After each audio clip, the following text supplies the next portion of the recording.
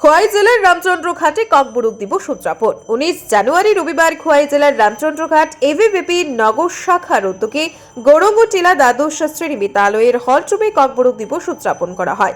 এই বিশেষ অনুষ্ঠানে উপস্থিত ছিলেন এভিবিপি ত্রিপুরা প্রদেশের সহ সম্পাদক দীপ্তনু শুক্ল দাস, ধলাই বিভাগ এসএফএস সঞ্জু জগ কিষান তাঁতি এবং রামচন্দ্রঘাট নগর শাখার অন্যান্য কর্মকর্তারা।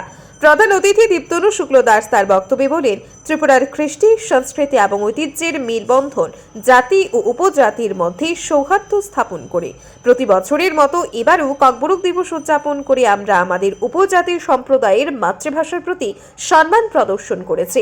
তিনি আরও উল্লেখ করেন, ত্রিপুরার উপজাতি সমাজের ভাষা ও সংস্কৃতি আমাদের রাজ্যের ঐতিহ্যকে সমৃদ্ধ করে। তাই এই ধরনের উদ্যোগ নতুন প্রজন্মকে ককবরক ভাষার প্রতি আগ্রহী করে তুলবে এবং রাজ্যের বহুত্ববাদী ঐতিহ্যকে আরও সুদৃঢ় করবে।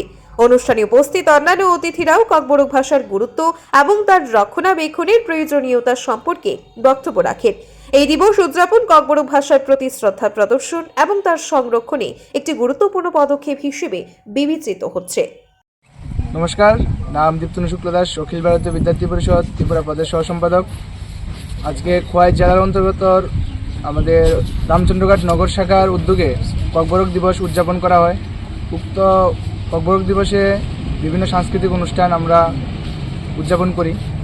তো আমাদের অখিল ভারতীয় বিদ্যার্থী পরিষদ প্রত্যেক বছর এই ককবরক দিবস আমরা ধুমধামে উদযাপন করে থাকি। তো আগামী দিনেও আমরা এরকম প্রোগ্রাম করব। নমস্কার।